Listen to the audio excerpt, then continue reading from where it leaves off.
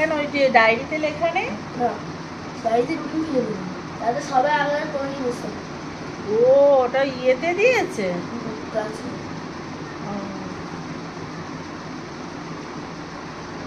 কি দিয়েছে একবার দেখা, দেখে নি একবার। পড়াটা কি দিয়েছে একবার দেখা, কি কি আছে। গুড মর্নিং বন্ধুরা, আশা করছি সবাই ভালো আছো। আমরাও মোটামুটি সবাই ভালো আছি। পার্থিবের সাথে কথা বলছিলাম, কারণ এখন তো গরমের ছুটি দিয়েছে। আর সেদিন পার্থিবের রোবোটিকের পরীক্ষা ছিল, দেখলেই তো। পরীক্ষা টরীক্ষা দিয়েছে, এখন কোনো রোবোটিকের ক্লাস কিচ্ছু নেই, কিছু বলছেও না। কিন্তু স্কুলটা খুলে গেলে তো আবার পরীক্ষা স্টার্ট হয়ে যাবে। তাই জন্যই এখন বলছি তুই যতটা পারিস এগিয়ে রাখার চেষ্টা কর। আজকে পার্থিব বাড়ি রয়েছে, নয়তো রোজ সকালে ও পড়তে চলে যায়, ওর বাবাও বেরোয়, ওর সাথে ও বেরিয়ে যায়। তো আজকে আরও বেরোয়নি, আজকে ওর বাবা একা গেছে, আজকে আন্টি বাড়িতে নেই, ওই কারণে আজকে ওর পড়াও নেই, আজকে ছুটি। হ্যাঁ, তো ভালো হয়েছে, কারণ কি বলো তো, ছুটি থাকলে একটু ভালোই হয়, ওর সাথে একটুখানি গল্প টল্প করা যায়, একটু খেলাধুলা করা যায়। সেদিন ম্যামের বাড়ি থেকে আসছি তো বুঝতে পারবে কিনা দাঁড়াও, পাখার আওয়াজ চলো তো।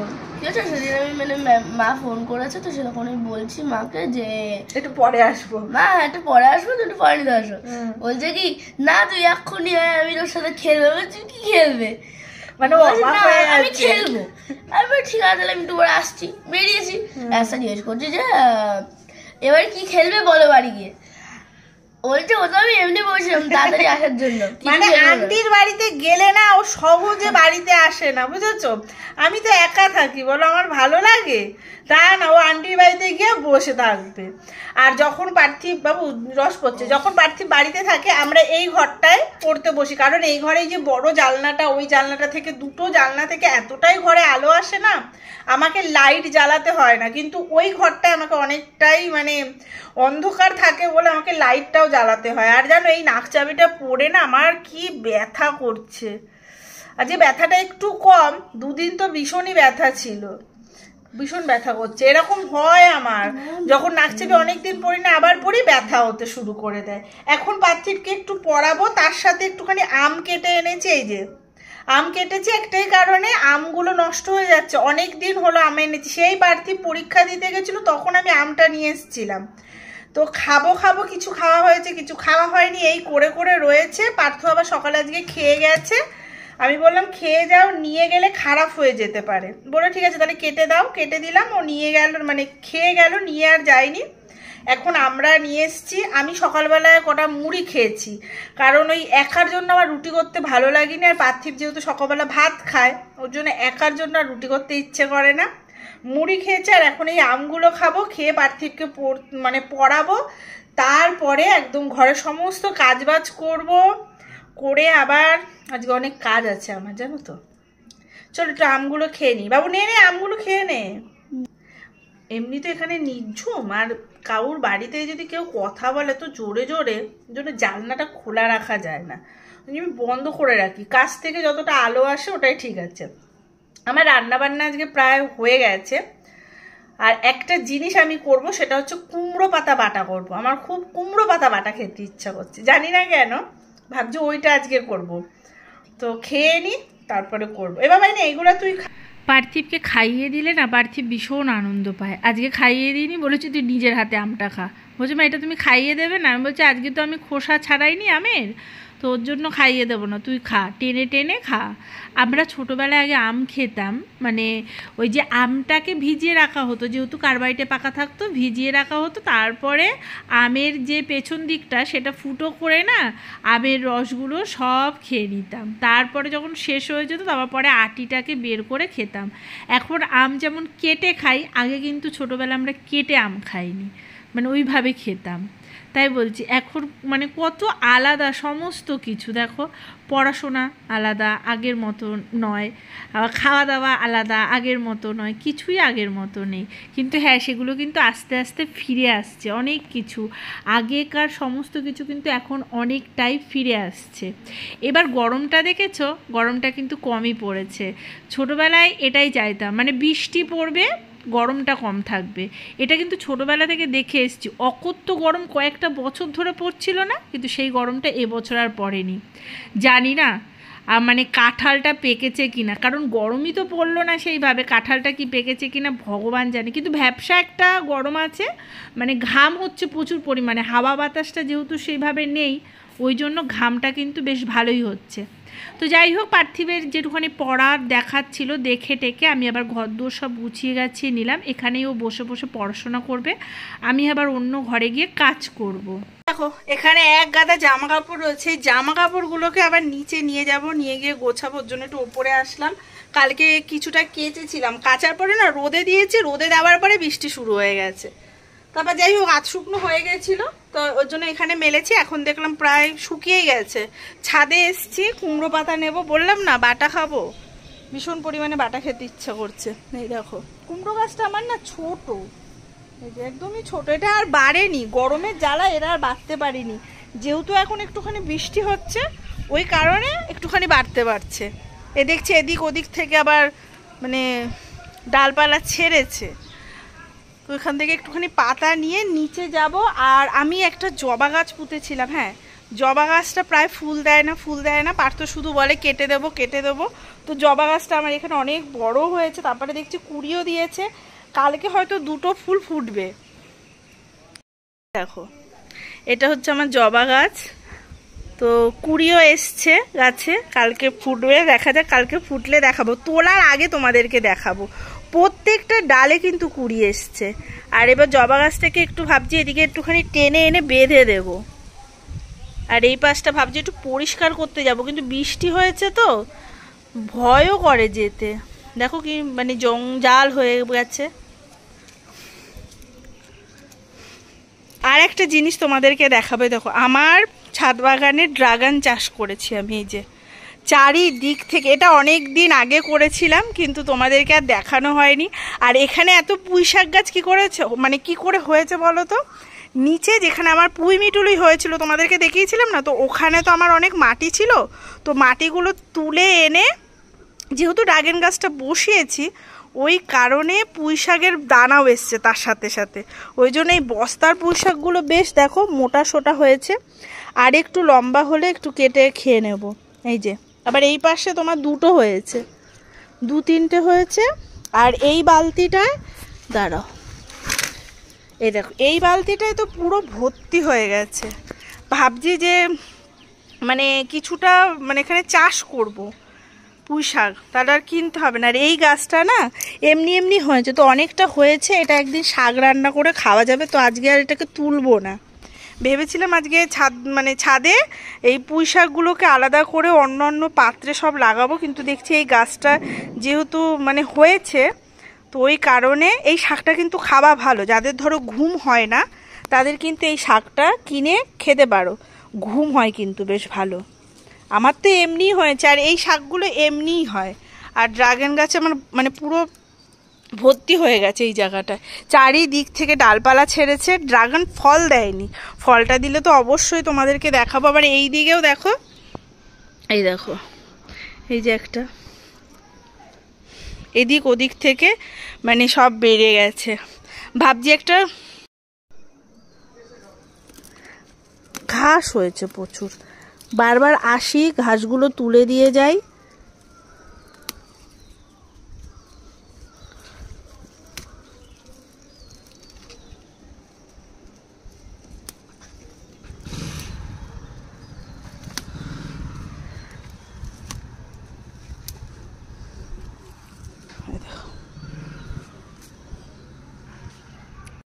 দোকানে মানে সাইকেল ঠিক করি, তো ওই দোকানে অনেক টায়ার আছে। হ্যাঁ ভাবছি ওই দাদাটার থেকে 1টা বা 2টো টায়ার নিয়ে এসে টায়ারগুলো দিয়ে তারপরে গাছটাকে করব। আমি ভেবেছি আমার পুরো ছাদ বাগানটা ড্রাগন চাষ করব, ওই জন্য 1টা লাগানো ছিল। হ্যাঁ 1টা থেকে 2টো হয়েছে, 2টো থেকে বালতিতে হয়েছে, 3টে হয়েছে।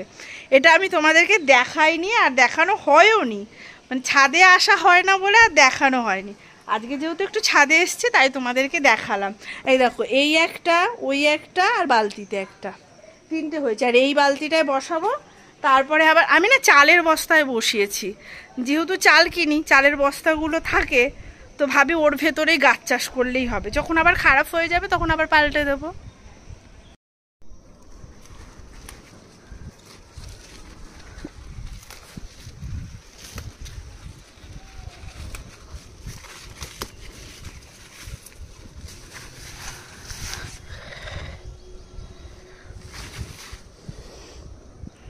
আমার একটাই ইচ্ছা, আমার ছাদটাকে পুরো ড্রাগন চাষ করব, মানে ড্রাগনের বাগান হবে, মানে এটা আমার ভীষণ ইচ্ছা।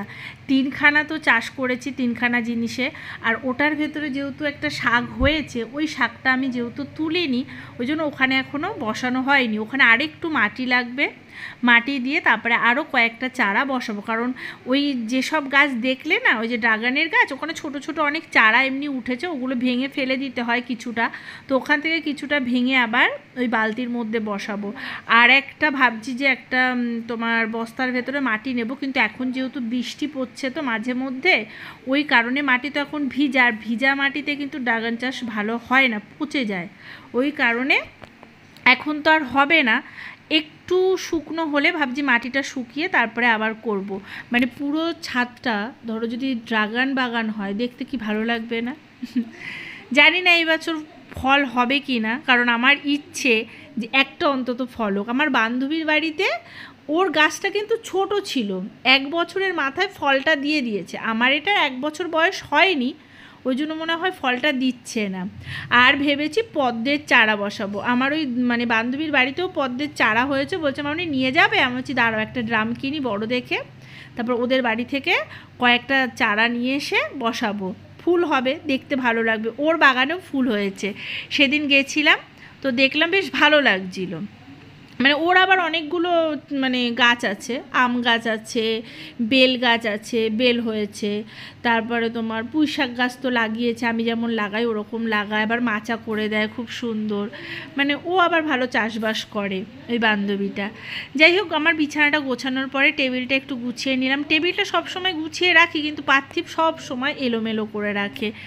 যখন বাড়িতে থাকে সব এলোমেলো করে রাখবে, যখন স্কুলে থাকে না তখন এইসব কিন্তু কোনো কিছুই আর এলোমেলো থাকে না, সবই ঠিকঠাক থাকে। বাড়ি থাকলে একটু অগোছালোভাবে সমস্ত কিছু রেখে দেয়, কিন্তু আমি ওকে বারবার বলি, বাবা বারবার গোছাতেও তো কষ্ট হয় বল, আর অগোছালো জিনিস দেখতেও তো ভালো লাগে না। আর এই যে পাতাটাকে এখন একটু ভেজে নিতে হবে, কাঁচা পাতা তো বাটা যাবে না, কারণ কাঁচা একটা গন্ধ বেরোবে যতই তুমি ভাজো না কেন। তো আগে একটু ভেজে নিয়ে তারপরে বাটার পরে একটু ভেজে নিলে খেতে কিন্তু বেশ ভালো লাগে। রসুনটা একটু বেশি দিলে আমার ভালো লাগে, জানি না তোমাদের কেমন লাগে। আমি কিন্তু একটু রসুনটা বেশিই দিই, রসুন, কালো জিরে এগুলো দিয়ে খেলে কিন্তু গায়ের ব্যথা বেদনাও কিন্তু অনেকটা কমে। আমি যখন সকালবেলা হাটে বাজার করতে যাই, মানে বিশ্বাস করবে না, ওখানে না কাতারে কাতারে এই শাক আর হচ্ছে ওই যে খারকোল না ঘ্যাটকোল বলা হয়, ওই শাকেও প্রচুর পরিমাণে ভর্তি। বাটাটা তোমাদেরকে আর দেখালাম না।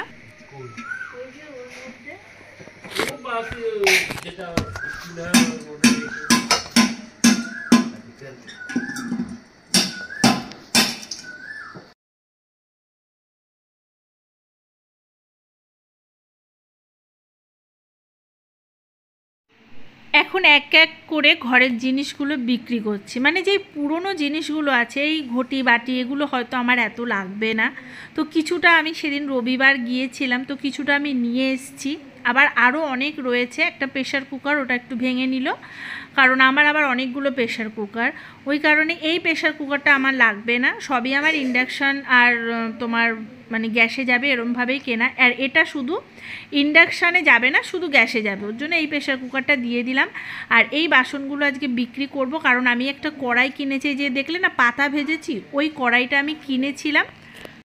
সন্ধ্যাবেলায় এখানে এসেছি, এসে রান্না বান্না সব করেছি, রান্নাও করেছি বৃষ্টির মধ্যে, বুঝেছো? এত ঝড় বৃষ্টি হয়েছে, বৃষ্টির মধ্যে রান্না বান্না করেছি। এখানে সবাই খেতে বসে পড়েছে, বাবা। আর এখানে দাদা দিচ্ছে খাবার, হ্যাঁ ভালো করে একবার দেখাচ্ছি দাদা।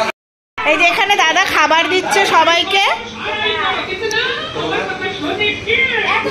আজকে তুই বেশি করে ভাত খাবি না, না আজকে তুই বেশি করে ভাত খাবি, টাকা আমার দিকে, আজকে তুই বেশি করে ভাত খাবি, ঠিক আছে? হাসবো তাহলে। হ্যাঁ হ্যাঁ, অল্প অল্প।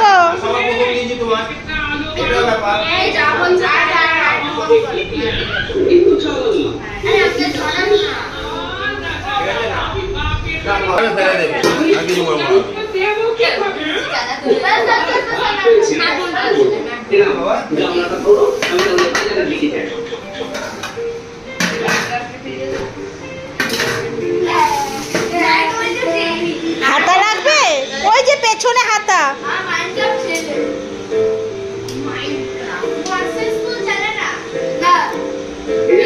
যেও না অর্পিতা, তাহলে তোমাকে খাওয়াই দেবে। তোমাকে দেখেছে একবার, না আবার খাচ্ছে, তিস্তাও বসে আছে। তো এই যে বৃষ্টিতে ভিজে রান্না করেছি, রান্না করতে আজকে ভীষণ কষ্ট হয়েছে। একদিকে বৃষ্টি, একদিকে হাওয়া, প্রচুর পরিমাণে কষ্ট হয়েছিল। তো এখানে বসে বসে রান্না করেছি, আর এখানে জলে পুরো ভর্তি হয়ে গেছে, ওর জন্য ছাদে আর আমরা খেতে বসতে পারিনি। তো যেহেতু নিচে বাচ্চারা খাচ্ছে, ওর জন্য আমরা সবাই গার্জেনরা একটুখানি ওপরে এসছি, একটু কথা টথা বলবো, একটু আড্ডা টাড্ডা দেবো। পার্থকে আমি আসতে বলেছি, জানি না ও কী করবে, কারণ ও বৃষ্টিতে আটকে রয়েছে শ্যামনগরে। তো বললাম আমি দেখছি যদি যেতে পারি তাহলে যাবো। আর বাইরে দেখো প্রচণ্ড পরিমাণে বৃষ্টি হচ্ছে, এখন তো তাও কম। তো চলো ভিডিওটা এখানেই এন্ড করছি, কেমন লাগলো অবশ্যই কমেন্টে জানিও। কাল দেখা হচ্ছে, আজকের মতো টাটা বাই বাই, সবাই ভালো থেকো, সুস্থ থেকো, গুড নাইট। আর এই যে সবাই পার্টি হচ্ছে, পার্টি।